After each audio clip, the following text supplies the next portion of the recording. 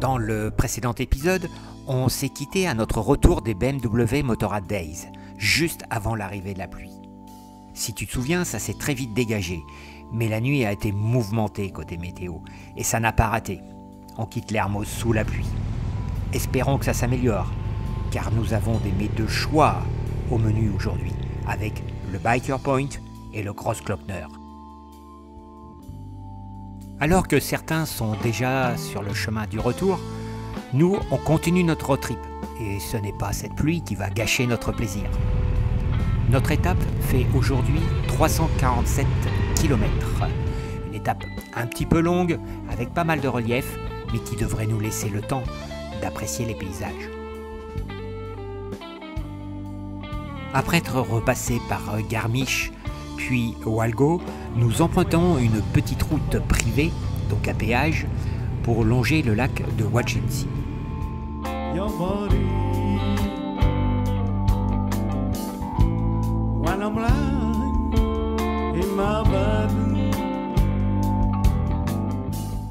La pluie nous accompagne par intermittence jusqu'au lac de Silvenstein, où nous rencontrons un groupe de Malaisiens en 1250 GS de location.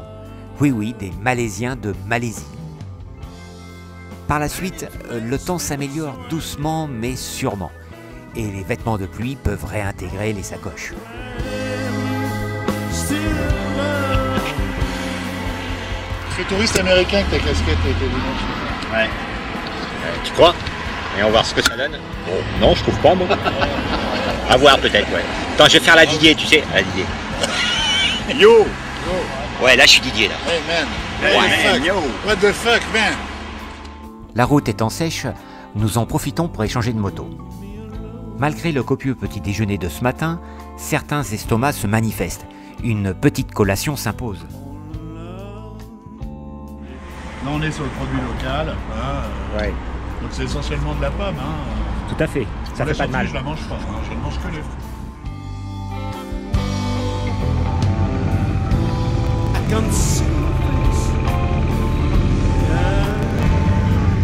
C'est pas tout ça, mais nous avons un programme chargé.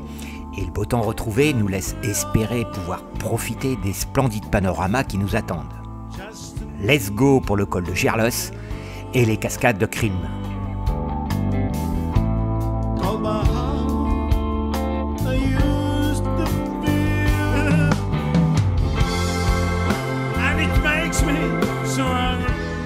Waouh, que c'est beau! Encore un paysage de carte postale. Je sais, je me répète, mais franchement, quelle beauté ces panoramas.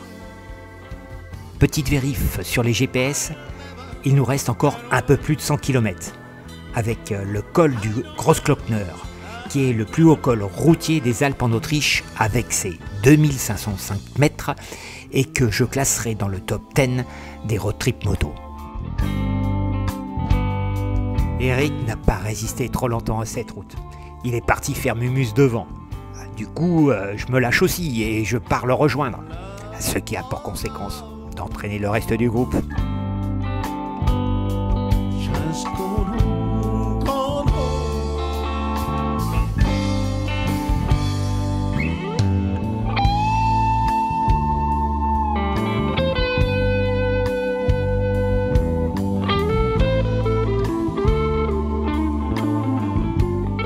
Cet exercice récréatif fort plaisant étant terminé, nous approchons de la route alpine du Grossglockner.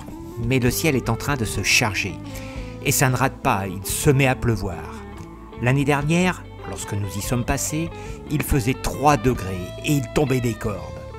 À cet instant précis, je ne savais pas que ce serait encore pire cette année.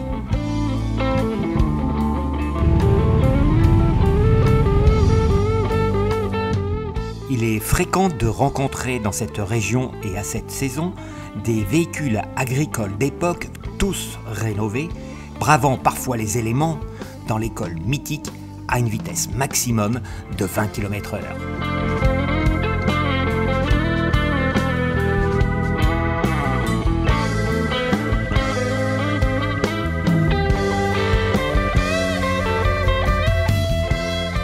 En ce qui nous concerne, en plus du froid et de l'humidité, une brume épaisse est en train de se former. après avoir hésité, nous montons quand même au Biker Point par la petite route pavée Liddell White Spikes. De là-haut, le panorama permet de découvrir, entre autres, la cime du Großglockner.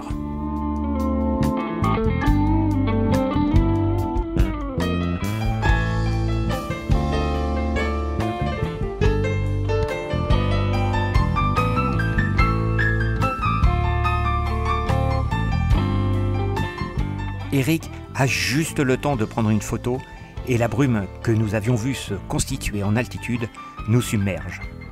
Tant pis pour les panoramas et nous décidons de repartir direction Linz en passant tout près du Großglockner, mais sans emprunter la route en impasse qui permet de l'observer de plus près. Il pleut, il fait froid et parfois on n'y voit pas grand-chose. Vraiment dommage. Pour avoir eu la chance d'y passer par beau temps, on s'en met pourtant plein les mirettes. Plus on s'approche de Linz, plus la météo s'améliore, avec en fond les Dolomites. Nous avons le temps de sécher avant notre arrivée à notre hôtel situé en centre-ville de Linz. Allez, une bonne douche pour se détendre, un petit tour dans la ville, une tournée de spritz, un bon resto, tous les ingrédients pour passer une bonne soirée avec ses potes. Au réveil de la fenêtre de ma chambre, la météo semble correcte. Nous avons une étape de 296 km avec les Dolomites comme plat principal.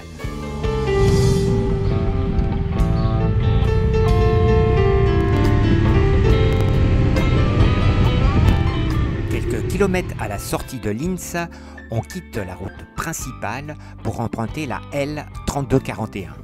Une petite route parallèle qui monte à flanc de montagne et qu'Eric a inclus dans nos roadbooks quand on est dans le coin. À ne pas louper, même si là ça manque un peu de luminosité pour sublimer les paysages comme lors de notre passage l'année dernière.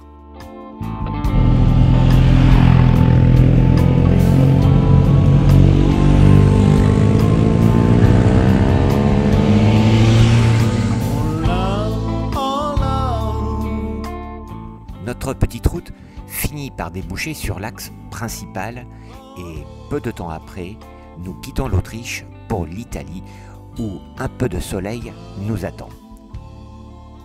Au bourg de San Candido, nous quittons la E66 pour la SS 552, un itinéraire un peu moins direct pour rejoindre Cortina d'Ampezzo.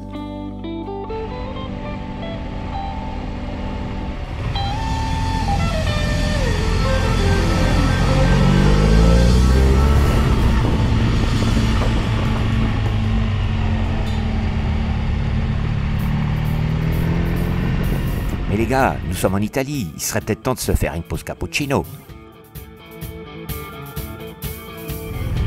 On vient de prendre notre premier cappuccino, il était très bon. Allez, direction Bolzano maintenant.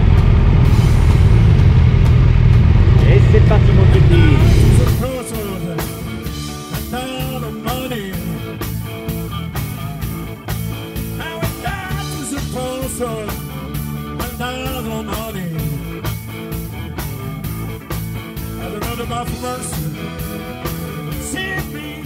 Nous voilà en plein dans les Dolomites, cette région que nous avons beau avoir vue plusieurs fois et qui pourtant à chaque passage impose un regard neuf et émerveillé.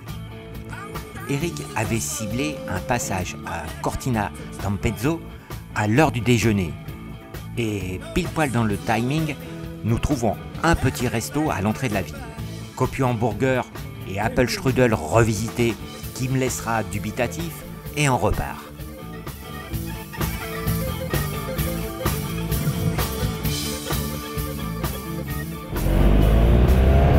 Bloqués derrière quelques voitures, Eric et Olivier nous ont distancés. Didier met les gaz, mais toujours garder une marge de sécurité.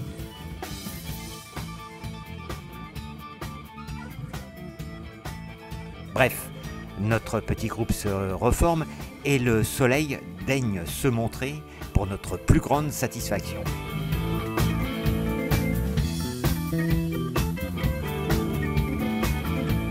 Saviez-vous que les Dolomites décrites par Le Corbusier comme la plus belle œuvre architecturale du monde, sont inscrites au patrimoine de l'UNESCO. Et leur nom, il a été attribué par un géologue français, Dieudonné Dolomieu, qui avait identifié dans certaines roches la présence de calcaire dolomitique.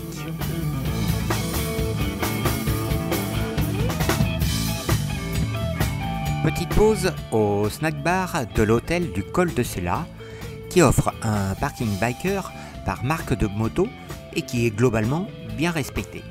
N'est-ce pas, Olivier ?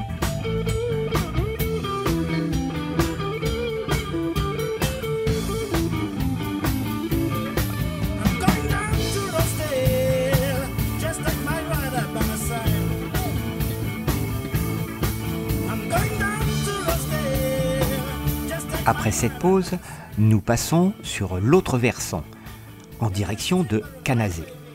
Une fois de plus, les paysages qui s'offrent à nous sont magnifiques. Je manque de qualificatifs pour exprimer notre ressenti. En plus, la route est splendide, avec un enrobé de qualité. Mais quel plaisir d'enchaîner les kilomètres en moto dans de telles conditions. It's like a crime, violent and hard. Say at each other, eye to eye, when you're not in that. Un autre site reste à contempler aujourd'hui, le lac de Carezza, imbibé de légendes folkloriques et situé au milieu d'une épaisse forêt de sapins. Mais grosse surprise à notre passage, de gros travaux de déboisement sont en cours. Espérons que ceci ne nature pas ce lac d'une beauté incroyable. Tout a une fin et nous quittons cet Éden pour traverser Bolzano par son boulevard extérieur qui est très embouteillé. Pour finir en beauté cette étape, nous empruntons la SS 42 que je recommande vivement. Cette petite route à la sortie de Bolzano vous fait passer de 260 mètres d'altitude à 1362 mètres en un peu plus de 14 km pour atteindre le col de Mandola.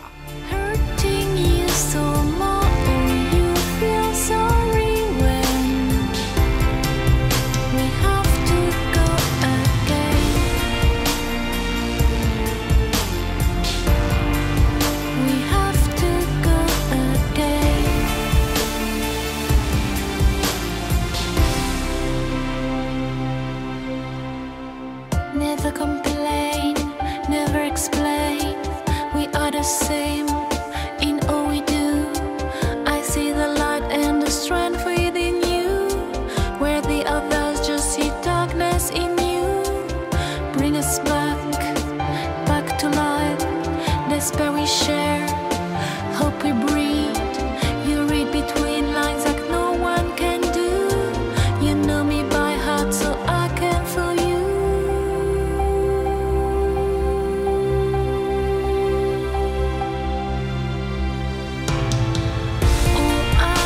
Sorry for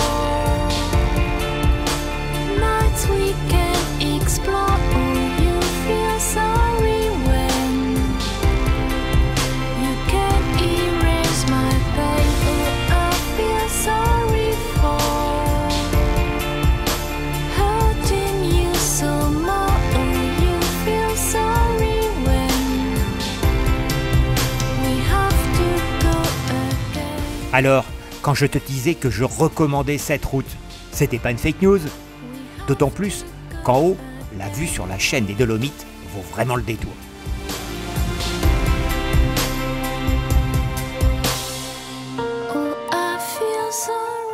Après les photos d'usage, nous repartons tranquilles pour les 20 derniers kilomètres qui nous séparent de notre hôtel, le Viridis, à Revo, qui surplombe le lac de Santa Giustina et que nous connaissons bien pour y avoir déjà fait étape.